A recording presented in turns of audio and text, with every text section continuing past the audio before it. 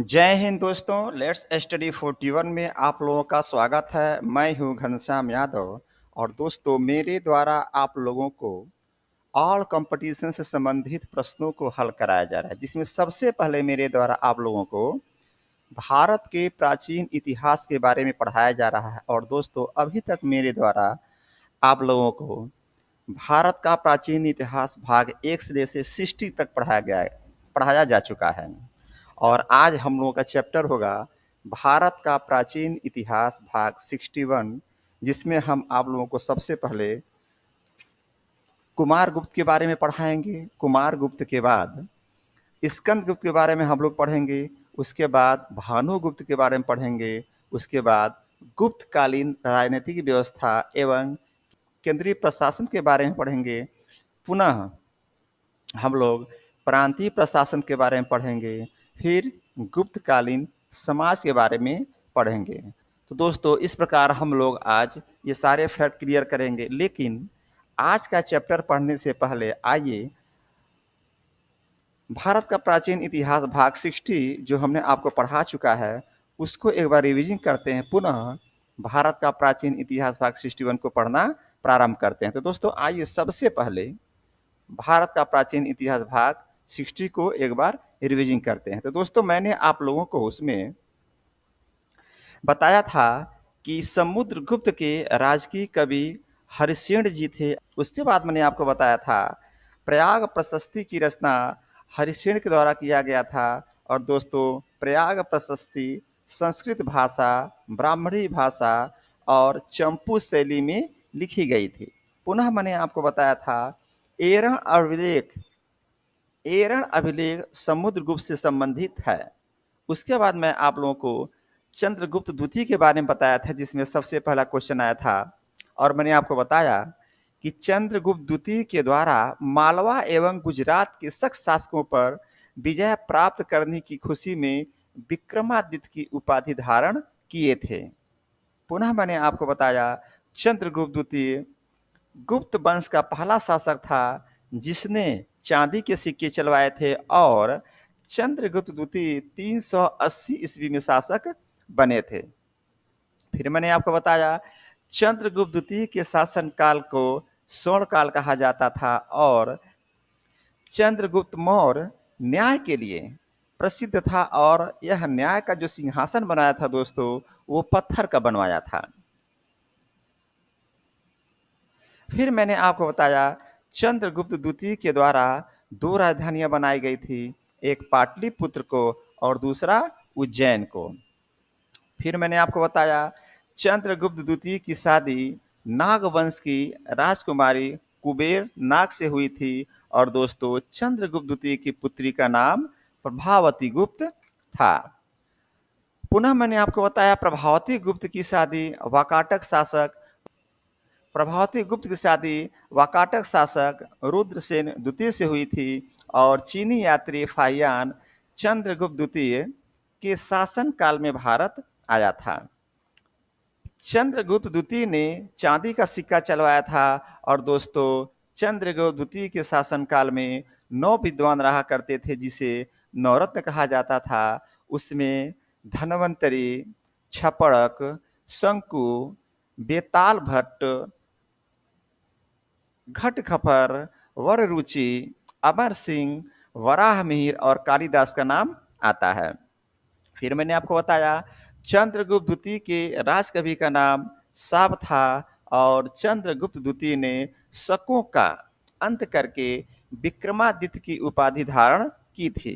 उसके बाद मैंने आपको बताया था इनकी 9 रत्नों में कालिदास, धन्वंतरी और वराहमिहिर मुख्य रत्न थे। और दोस्तों चंद्रगुप्त द्वितीय के 9 रत्न उज्जैन में बैठते थे और विशाख दत्त ने मुद्रा राक्षस की रचना की थी।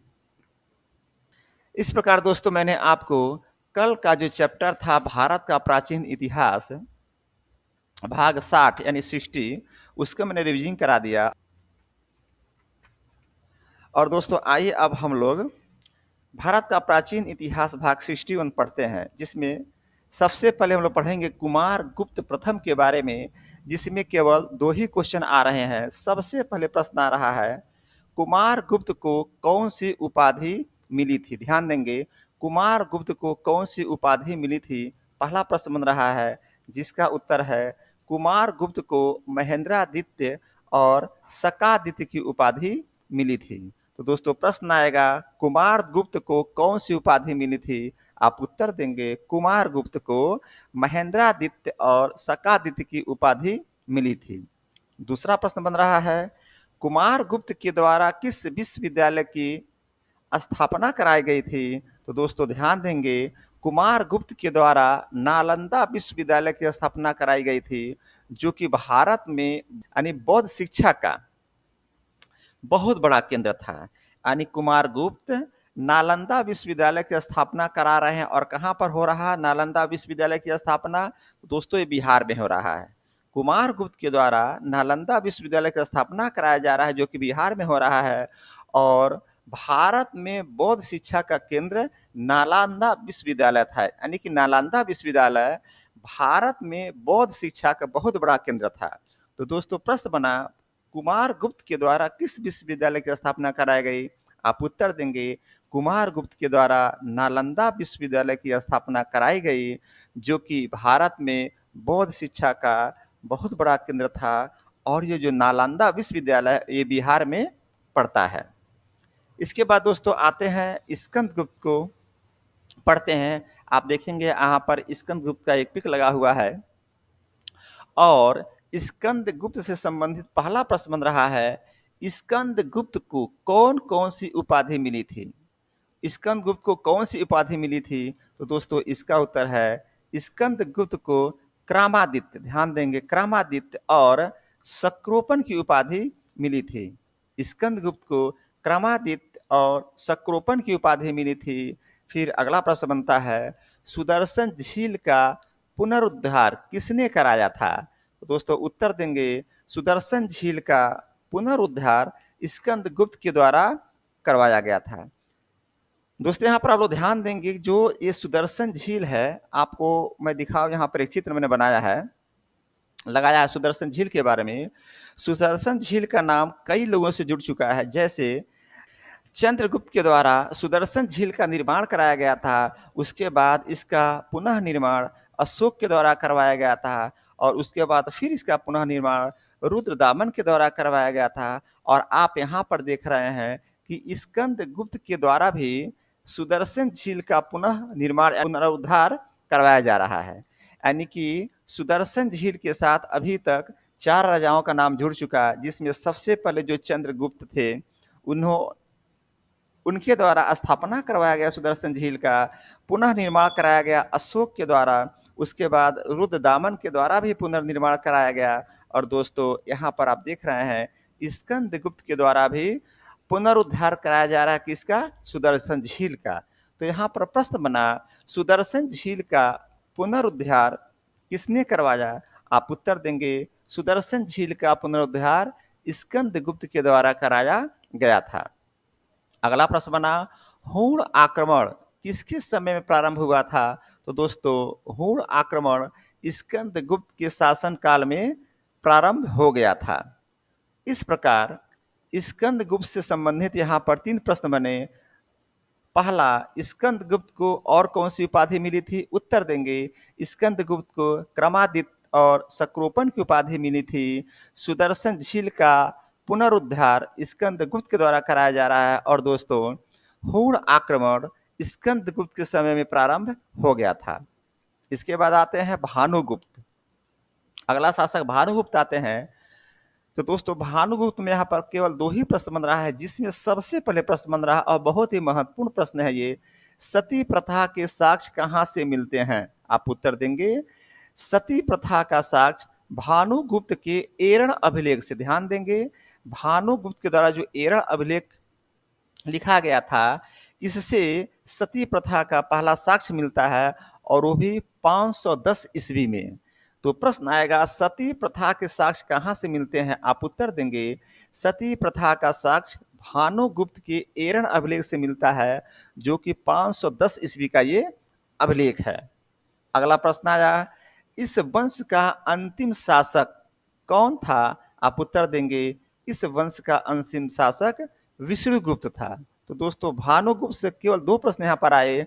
सती प्रथा के साक्ष्य कहाँ से मिलते हैं? उत्तर देंगे सती प्रथा के साक्ष्य भानुगुप्त के एरड़ अभिलेख से मिलते हैं। और दूसरा है इस वंश का अंतिम शासक कौन था? आप उत्तर देंगे इस वंश का अंतिम शासक विष्णुगुप्त था। इसके बाद दोस्तों गुप्त काल की राजनीतिक व्यवस्था के बारे में जरा देखें। उसमें केवल एक प्रश्न यहाँ बन रहा है कि गुप्त काल के समय में, ध्यान दीजिएगा, गुप्त काल के समय में सबसे छोटी इकाई कौन सी होती थी और सबसे बड़ी इकाई क्या होती थी? आप उत्तर देंगे गुप्त काल के समय में सबसे छोटी इकाई ग्राम होती थी। कौन सी होती थी? ग्राम होती थी।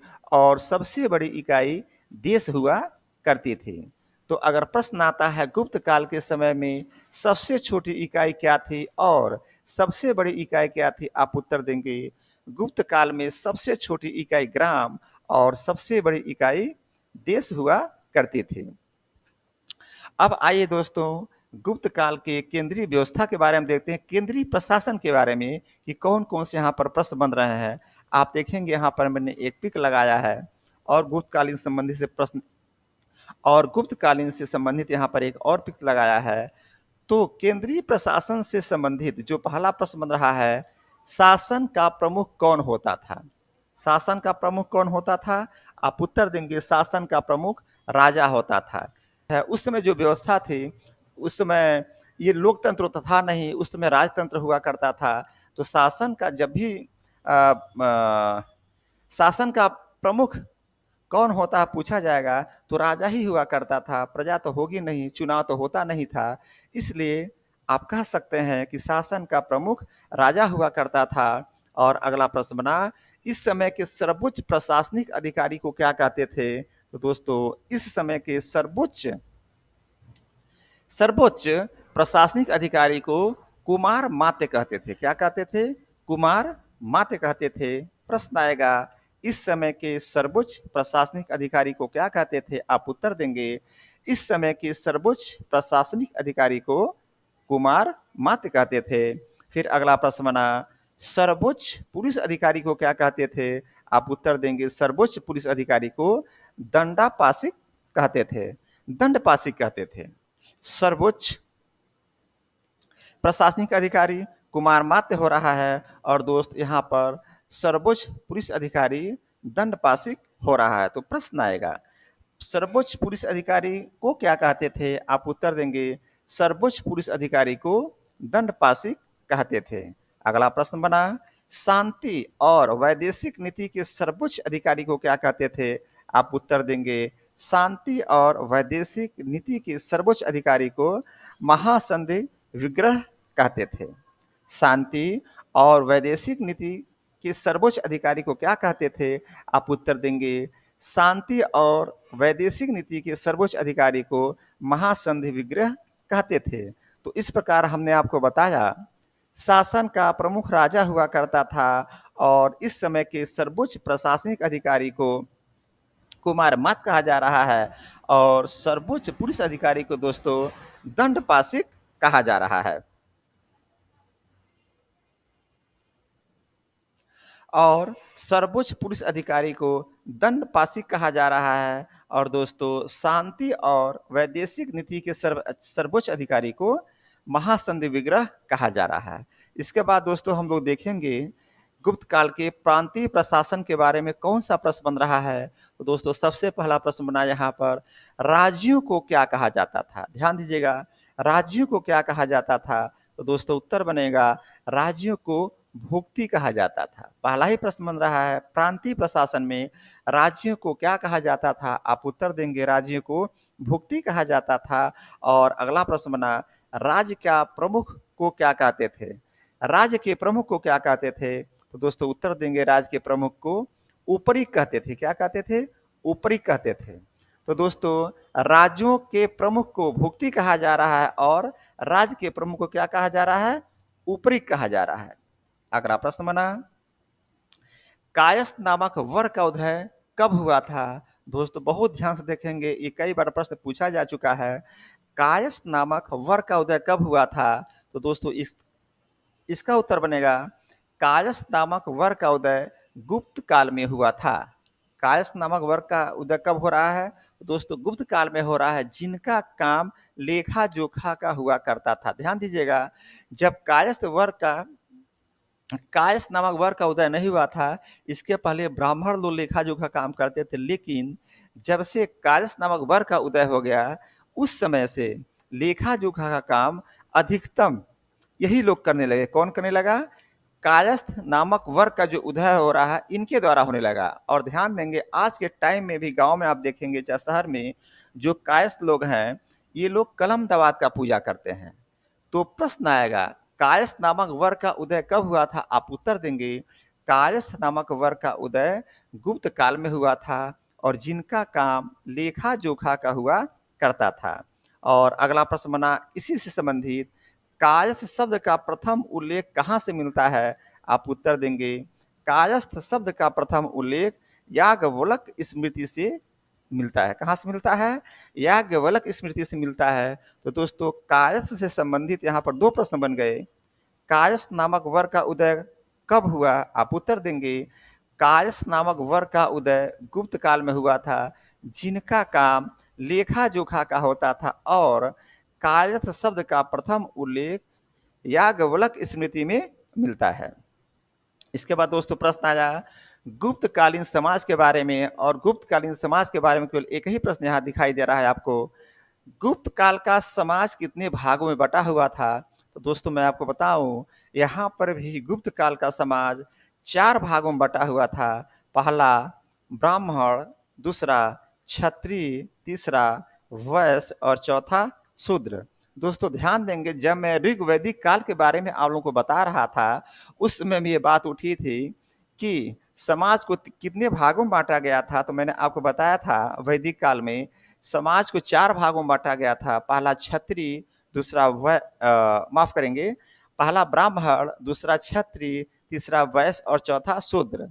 और ब्राह्मण का काम क्या होता था? शिक्षा देने का होता था। क्षत्रिय का काम रक्षा से संबंधित था। वैश्य का काम बिजनेस या व्यवसाय से था, और शूद्र का काम सेवा से संबंधित था। तो दोस्तों यहाँ पर भी ध्यान देंगे, जो ऋग्वैदिक काल में था समाज से संबंधित प्रश्न, यानी कि समाज कितने भागों में बांटा गया था, गुप्त कालीन में भी यही देखने को मिल रहा है कि गुप्त काल का समाज 4 भागों में बांटा गया था। पहला ब्राह्मण, दूसरा क्षत्रिय, तीसरा वैश्य, और चौथा शूद्र। तो दोस्तों इस प्रकार हमने अभी आप लोगों को भारत का प्राचीन इतिहास भाग 61 को पढ़ाया, लेकिन आइए एक बार और रिवीजन करते हैं, उसके बाद चैप्टर को समाप्त करते हैं। तो दोस्तों पहला प्रश्न बना था, कुमार गुप्त को कौन सी उपाधि मिली थी? उत्तर था, कुमार गुप्त को महेंद्रादित्य और शकादित्य की उपाधि मिली थी। फिर प्रश्न बना था, कुमार गुप्त के द्वारा किस विश्वविद्यालय की स्थापना कराई गई थी? जो बहुत महत्वपूर्ण ये प्रश्न है। तो दोस्तों इसका उत्तर बना था, कुमार गुप्त के द्वारा नालंदा विश्वविद्यालय की स्थापना कराई गई थी, जो कि बिहार में पड़ता है। और ये जो नालंदा विश्वविद्यालय है, ये बौद्ध शिक्षा का बहुत बड़ा केंद्र था। फिर मैंने आपको स्कंदगुप्त के बारे में बताया, स्कंदगुप्त को और कौन सी उपाधि मिली थी? इसका उत्तर बना था, स्कंदगुप्त को क्रमादित्य और सक्रोपन की उपाधि मिली थी। फिर क्वेश्चन बना, सुदर्शन झील का पुनरुद्धार किसके द्वारा करवाया गया था? तो दोस्तों सुदर्शन झील का पुनरुद्धार स्कंदगुप्त के द्वारा करवाया गया था।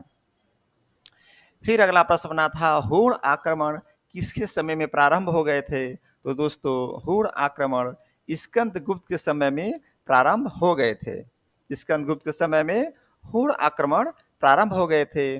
और पुनः भानुगुप्त के बारे में केवल 2 क्वेश्चन बना।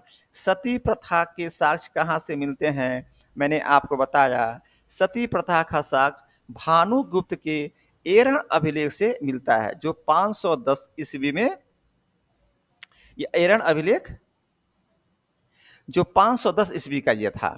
इसके बाद हमने आपको बताया कि इस वंश का अंतिम शासक कौन था? तो दोस्तों इस वंश का अंतिम शासक विष्णुगुप्त हुआ करता था। फिर मैंने आपको बताया गुप्त कालीन राजनीतिक व्यवस्था के बारे में। इसमें एक प्रश्न बना था, गुप्त काल के समय में सबसे छोटी इकाई क्या होती थी? और सबसे बड़ी इकाई क्या होती थी? तो दोस्तों इसका उत्तर बना था गुप्त काल के समय में सबसे छोटी इकाई ग्राम हुआ करती थी और दोस्तों सबसे बड़ी इकाई देश हुआ करती थी। फिर मैंने आपको केंद्रीय प्रशासन के बारे में बताया, जिसमें पहला प्रश्न बना था शासन का प्रमुख कौन होता था? तो दोस्तों इसका उत्तर बना था शासन का प्रमुख राजा हुआ करता था। और अगला प्रश्न बना था इस समय के सर्वोच्च प्रशासनिक अधिकारी को क्या कहते थे? तो दोस्तों इस समय के सर्वोच्च प्रशासनिक अधिकारी को कुमारमात्य कहते थे। फिर अगला प्रश्न बना था सर्वोच्च पुलिस अधिकारी को क्या कहते थे? तो दोस्तों सर्वोच्च पुलिस अधिकारी को दंडपाशिक कहते थे। क्या कहते थे? दंडपाशिक कहते थे। और शांति और वैदेशिक नीति के सर्वोच्च अधिकारी को क्या कहते थे? तो हमने आपको बताया शांति और वैदेशिक नीति के सर्वोच्च अधिकारी को महासंधिविग्रह कहते थे। उसके बाद आया प्रांतीय शासन, तो हमने प्रांतीय शासन के बारे में आपको बताया था। राज्यों को क्या कहा जाता था? तो दोस्तों राज्यों को भुक्ति कहा जाता था। और राज्य का जो प्रमुख होता था उसे क्या कहते थे? तो दोस्तों राज्य का जो प्रमुख होता था उसे ऊपरी कहते थे। क्या कहते थे? ऊपरी कहते थे। और कायस नामक वर्ग का उदय कब हुआ था? तो हमने आपको बताया था कायस नामक वर्ग का उदय गुप्त काल में हुआ था, जिनका काम लेखा जोखा का होता था। और फिर अगला प्रश्न बना था कायस्थ से ही संबंधित कि कायस्थ शब्द का प्रथम उल्लेख कहाँ मिलता है? कायस्थ शब्द का प्रथम उल्लेख कहाँ मिलता है? तो दोस्तों कायस्थ शब्द का प्रथम उल्लेख याज्ञवल्क्य स्मृति में मिलता है। उसके बाद गुप्तकालीन समाज के बारे में मैंने आपको बताया और प्रश्न बना था, इसमें एक ही प्रश्न आज के चैप्टर में बना है कि गुप्त काल का समाज कितने भाग में बटा हुआ था? तो दोस्तों मैंने आपको बताया था गुप्त काल का समाज 4 भागों में बटा हुआ था। पहला ब्राह्मण, दूसरा क्षत्रिय, तीसरा वैश्य और चौथा शूद्र। तो दोस्तों इस प्रकार मैंने भारत का प्राचीन इतिहास जो हमने आपको आज पढ़ाया उसमें मैंने आपको ये बताया कि कुमारगुप्त को महेंद्रादित्य और शकादित्य की उपाधि मिली थी और कुमारगुप्त के द्वारा नालंदा विश्वविद्यालय की स्थापना कराई गई थी, जो कि भारत में बौद्ध शिक्षा का केंद्र था। और दोस्तों यह जो नालंदा विश्वविद्यालय है ये बिहार में पड़ता है। फिर स्कंद गुप्त के बारे में मैंने आपको बताया, स्कंद गुप्त को क्रमादित्य और सक्रोपन की उपाधि मिली थी और सुदर्शन झील का पुनरुद्धार स्कंदगुप्त के द्वारा करवाया गया था। और दोस्तों स्कंदगुप्त के समय में ही होड़ों का आक्रमण प्रारंभ हो गया था। और मैंने आपको बताया सती प्रथा का साक्ष्य भानुगुप्त के एरण अभिलेख से मिलता है और इस वंश का अंतिम शासक विष्णुगुप्त था। फिर मैंने आपको बताया गुप्त काल के समय में सबसे छोटी इकाई ग्राम और सबसे बड़ी इकाई देश हुआ करती थी। उसके बाद मैंने आपको बताया शासन का प्रमुख राजा हुआ करता था और इस समय के सर्वोच्च प्रशासनिक अधिकारी को कुमारमात्य कहते थे। और दोस्तों सर्वोच्च पुलिस अधिकारी को दंडपाशिक कहते थे। फिर मैंने आपको बताया शांति और वैदेशिक नीति के जो सर्वोच्च अधिकारी हुआ करते थे उन्हें महासंधिविग्रह कहते थे।